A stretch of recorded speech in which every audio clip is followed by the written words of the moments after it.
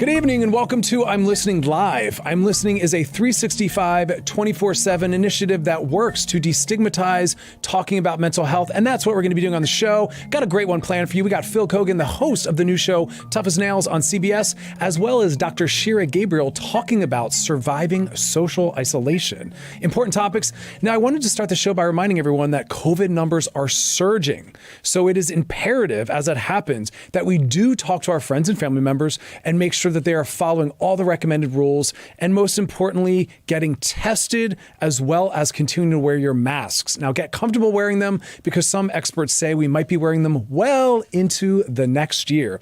I also wanted to acknowledge that it is still LGBTQIA Pride Month, and that means we want to continue to understand that the work hasn't stopped. People around the world are still murdered and tortured and also imprisoned for being gay.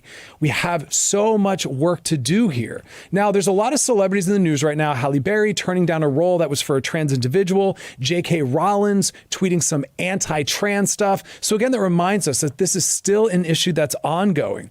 Now, what is the work that we can do here? Well, representation and inclusion is really important. We all want to get familiar interacting with individuals that are gay, lesbian, and also trans. We can watch with our friends, our family, and also our children, movies, read books, get them familiar with the language, get them to meet individuals, because the journey is about exposing ourselves and others to a diverse set of individuals with sexual orientations, learning how to tolerate it, then accept it, and finally we land with celebration. And that's where true mental health comes in. So make sure for the next month you try to focus on being a good gay advocate and ally and support those around you. And now let's go to our first guest, Phil Keoghan, the host of the new show Tough as Nails on CBS. Welcome to the show. How are you?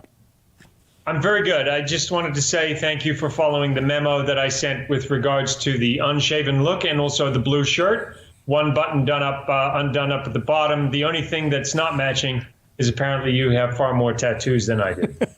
I like to follow the rules sometimes, but we'll work on the tattoo thing. So I always like to start the show just by talking about mental health. So right now, through everything that's going on with COVID and whatnot, how is your mental health? Well, you know what? My family's close by. My wife and my daughter. How is my mental health, everybody? Uh-oh. Questionable, apparently. Questionable? Always questionable? Is that it? Is that all I'm going to get? And my daughter doesn't say anything. She runs out the door to go test drive a car. That says it all, Phil. Yeah, no, listen, I'm in, I think I'm in pretty good shape. I won't say it hasn't been challenging, because it has been. But what's really helped me is being distracted with a job, being able to focus on something that I feel really passionate about. And so people have asked me about how to, get through this. And I've said to them, get focused on something, get really into something, whether it's reading a book, doing something you've always wanted to do, never done before, and just try to immerse yourself in something that makes you feel good, because we need that right now more than ever. Yeah, I think that's beautiful advice. And that's what I'm kind of telling people that I'm working with clinically as well, is find something meaningful, to do at this time. Otherwise, it can add another layer of depression. Yes. So for someone like yourself who works a lot, and congratulations on everything, Tough as Nails is Wednesday, 8 p.m. And also we're going to be doing a little season 32 of Amazing Race as well. How do you maintain connections with those you love while so busy and on the road? Well, it's challenging. I mean, it's a day-to-day thing, right? This is the longest that I've ever been in one place in my life. I've never had this I've never been so grounded, I guess you could say. I've been in television for 35 years, and I've averaged around 250,000 miles a year since 1994. I had one year where I traveled 463 or 67, somewhere around there, 1,000 miles. It's very challenging, especially when you have a child. Maybe that's why she ran out to test drive a car. I don't know. But yeah, no, it's very challenging. My family live in New Zealand. But all the relationships that I have are based on people knowing what I do and the fact that this is a part of my life. So you just have to set aside time I do struggle with that sometimes because I am a workaholic, and I got that from my parents and then their parents before them. You know, coming from working class people, I think there's a work ethic and a drive to just keep on going and going and going. So I have to force myself to relax. I had my first day off work this year a few weekends ago. My daughter forced me to do that for my birthday. I have to say I really enjoyed it. And I did it with 100% commitment. I didn't pick up my phone. I didn't work for an entire day, and it felt great. I tend to do that with things. If I get into something, I'm all in, including relaxing when I do relax, which is not that often. But no, I find time to get out. And, you know, I do feel lucky that I get paid to do something that I, quite frankly, would pay to do. I mean, that's how much I love what I do. So I feel very lucky. Yeah, the kind of people you've gotten to meet and also the places in the world that you've gotten to go. It's quite impressive. Yeah, very lucky in that regard. And you know, throughout my career, as I've gotten older, I've tried to help more and more people identify the things that really make them happy. And I get them to do an exercise like as simple as just getting out a piece of paper and writing down all the things that make them happy. People, travel, food, reading, gardening, whatever it is, like to write out what are the things that make you the happiest, and then ask yourself, well, how can I do more of those things? And sometimes that involves a career change, or it involves studying to get a qualification in something that you've always wanted to do. So you need to know what it is that you want to get out of life and make yourself as happy as you can be so that people are happy to be around you. It's your responsibility, I think, to create your own happiness. Other people shouldn't make you happy. It's about you being fulfilled and then having something that you can offer others. And that is what creates an infectious personality. People want to be around people who have that positive energy where there's something that they're providing rather than kind of sucking stuff away from somebody else. You're pushing something out into the world, something positive. Yeah, that's beautiful. I love that advice. When you're focusing on yourself, you're actually focusing on the health of all the relationships you're a part of. So let's talk about Tough as Nails. I watched the trailer and I thought, wow, I don't know that I could do any of the jobs that these individuals are doing, and the diversity of people in terms of shape, size, gender, but also it's really impressive, their dedication, but also their resilience. So talk to us about that and the people that were chosen. So I mentioned that I come from working class people, coal miners, gold miners, farmers. My grandfather's a mechanic, auto mechanic, and a World War II era mechanic. I've always been inspired and loved watching people who work with their hands, people who can do things with their hands, their number one set of tools, and that knowledge that they have to be able to get things done. It's always fascinated me, and it's always frustrated me that, you know, my grandparents didn't get a chance to have a tertiary education, but my parents did. And my grandparents' generation, you know, who came through the Depression and then World War II, they were all about pushing their kids into getting a tertiary education. And what's happened is we kind of started to look down on those people who are in the trades. Like somehow, if you don't have a degree and if you haven't gone to university, you're somehow less than. Like you can't have a fulfilling life doing something in the trades. You have to have a degree. That is the key to the kingdom of happiness and being a good contributor in society. And so it always frustrated me that people had that attitude. We've got 3 million trade jobs right now that are vacant in this country. And you can't tell me that there aren't some high school kids that would be great at going into the trades and being mechanics and studying under a master tradesperson. So I just want us to get back to honoring that and see that that is something very valuable. And just so happens that right now we are appreciating our essential workers perhaps more than we ever have since Rosie the Riveter in World War II.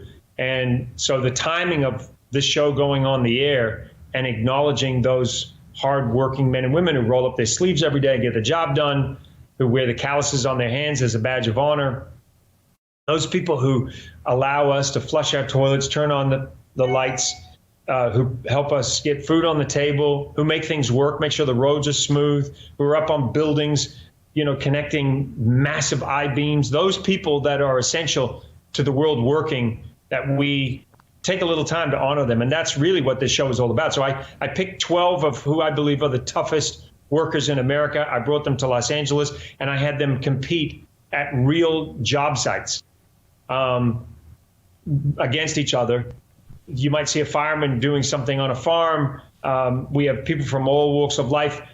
They're not going to be running over obstacle courses or, competing on some reality set that we've built. We're taking them to real job sites, real people in real life who are real tough, going to real job sites to compete, to find out who is the toughest of them all. Yeah, and it was interesting watching, like I said earlier, the diversity, because I saw the one woman speaking about being a female iron worker, and I was like, well done, because again, I couldn't do that, but I like that it's a reminder that you don't have to take a career or skill that's traditionally a certain gender. Yeah, that was kind of a key factor in the show was, what is toughness? What does it mean to be tough? And you understand, I'm sure just in your work, you've met people who you might see from the outside and think, oh, that you make a judgment about somebody but based on the way they look. And then when you get to know them, you're like, wow, that person is so incredibly resilient and tough. Now, my mother is 78 years old, and I am going to say without question that of all the people I've ever met in the world, she is hands down the toughest person I've ever met. Now, is she stronger than my dad, who at 78 for his birthday did 430 push-ups? No. But mentally tough, nobody can match her, in my opinion. And so I wanted to explore what toughness is outside or off the NFL. You don't have to be an NFL player or an MMA fighter to be tough. You can also be tough by getting up every day at 4 o'clock, driving an hour and a half to work, pulling in a full day's work, going to a second job, going to the grocery store, picking up groceries, cooking for your family, freezing the food for their meal the next night, going to bed at midnight, getting up at 4 again and doing it over and over and over again, year after year. And that to me is tough. And that's something that I wanted to explore. So you're going to see that we will redefine what toughness is, and that it comes in many shapes and sizes. Sometimes you'll see two people on our show who are in their 60s. They're male, they're female, they're young, they're all black, white, different trades. Toughness comes in many shapes and sizes, and that's sort of something we really wanted to explore on the show. Beautifully said. I'm inspired, and that's going to be on Wednesday nights at 8 p.m. so people can go back and check out the 2-hour premiere. Thanks for everything you're doing, and congrats on the show. Yeah, thank you. And I do want to say that in addition to finding the toughest of them all, nobody goes home. That's what makes Tough as Nails different, is everybody stays to the end of the competition, because even if you get cut from the individual competition, you stay to compete in a team competition, and there's money to be won in the team competition as well. So if you fall in love with the characters that you see on Tough as Nails, just know that they're going to stay all the way to the end of the series, because there's 2 mutually exclusive competitions happening at the same time. Beautiful. All right, we'll be tuning in. Thank you so much. Have a beautiful night. Yeah, thank you. Take care.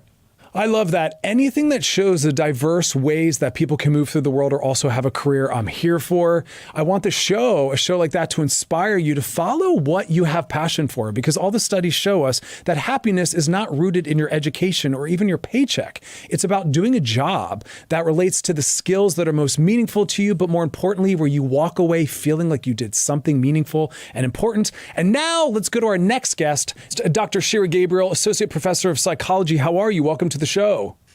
Good. Thanks for having me. Of course. So we're going to talk a little bit about surviving social isolation. I know that when COVID happened, we weren't necessarily prepared. Also didn't know the length of time that we were going to have to be self-isolating. So when we're talking about trying to get through this as best we can, what do we need to be considering? So I think it differs for every person. We all have a basic human need for social connection. So we need to talk to other people. We need to feel connected to other people. We need to feel like we're a part of something bigger than the self. But we do differ in how we fill that need for connection. So people need to think about the best way that the the things that they do that tend to make them feel connected in their regular lives when we aren't being socially isolated. And then they need to try and come up with ways that they can fill those needs even through social isolation. And we've been doing a little research on it, so I have some ideas of what those things can be. But for each person, it might differ based on what you like to do when you have all your options. Yeah, and I think I'm so thankful that it's happening at a time when we have the use of technology, because I don't know what we would have done had this happened back in the day when we used gasp landlines. Remember those? Right. So in a general sense, though, for those that, generalizing, what would be the top 3 things that you'd recommend to people to get through this at their best? So the top 3 things, the first thing is if you have access to programs like Skype or Zoom, or if you can use your iPhone to video talk with people, make sure to do that. So make sure to keep in contact with people in that way. That's one thing to do. So our research suggests that if you can do that, it helps. When you do that, turn off your self view. So you can Google how to do that if you don't know how to do it, but you don't want to be looking at yourself while you're talking to other people, because it takes up mental resources. It's not normal, basically. And most of the time we can't see ourselves. So when we can see ourselves, even if we're not normally self-conscious, we feel self-conscious, and it depletes us. It makes us tired. I don't know if you've ever been on a Zoom with people and it seems fun, but then at the end you're kind of exhausted. Part of the reason for that might be if you have your self-view turned on. That's just not a normal way to interact with other people. Wait, that's powerful. I haven't heard anyone say that yet. And now that you're saying it, I'm thinking of myself on Facetime. And most of the time I'm staring at myself. Oh, yeah.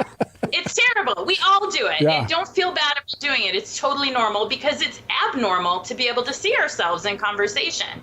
So you want to turn that off. You don't want to be able to see yourself. That's one huge way to increase how much you enjoy those things. Another thing you can do, so a second thing, is to think about ways that you can connect that you normally couldn't connect. So, for example, I've been in touch with friends from high school that I lost touch with, and friends from college that I don't really talk to, because if you're stuck in the house, odds are other people are stuck in the house too, and they have extra time. So you can take this as an opportunity to reconnect with people as well. And our research suggests that that is really a very healthy way to handle this. And then the third thing that you can do is not feel guilty about increased screen time.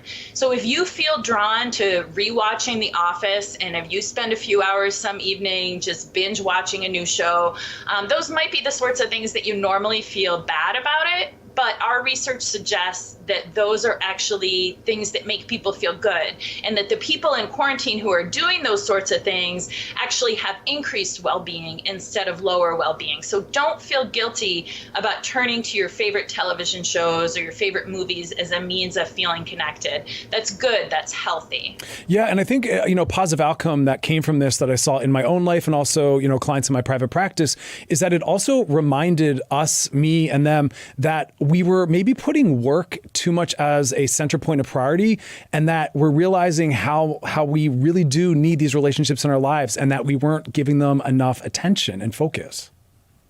Yeah, that's amazing. So that's such a beautiful thing to hear. Like, if people can find a way to learn from this and turn this into a positive thing, like that's, that's a huge predictor of well-being in life, is being able to take the negative events that happen to us in life and figure out ways to frame them in ways that are positive. And so if you can learn from this that you really value your friends or your family or your time to yourself, or even your work time. I mean, I found that I've enjoyed some of the time that I've been able to sneak away and work as well. It's reminded me of the things I enjoy about my research. So I think that's wonderful. That's amazing to be able to take this time and really reflect on it.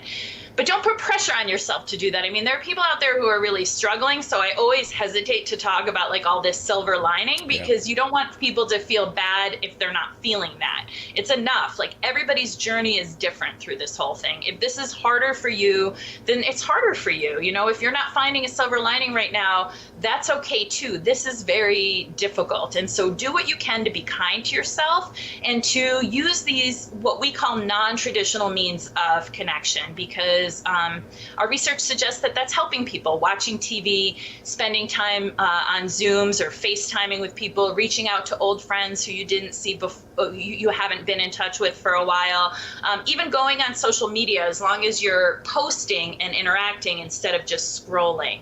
Those are all things that seem to be making people happy and reducing the negative effects of this isolation. And if possible, let's do a little forecasting. Are you concerned, or are you seeing the possibility of some new syndromes coming out of this that maybe we wouldn't have culturally encountered prior? Oh, that's such a great question. I mean, I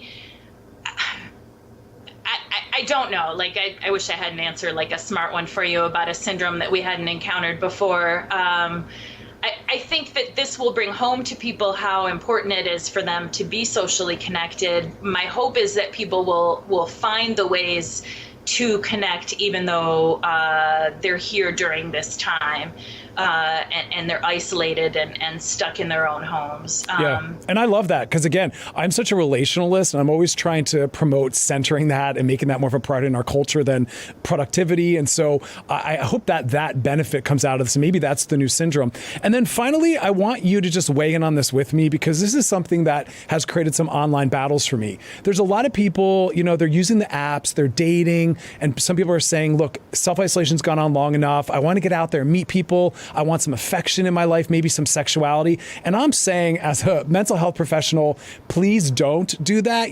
Date online, meet up in separation. But some people are saying, look, some people need those touch needs met. What are your thoughts on that? Yeah, I mean, that's tough. That's really hard. Like, it's a really, really difficult thing.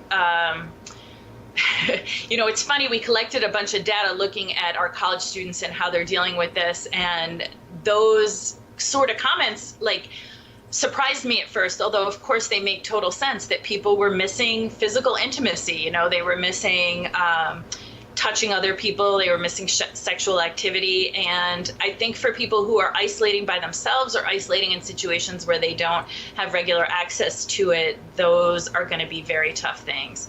I think one thing that's important to keep in mind is that this isn't forever, even though it feels like it's forever.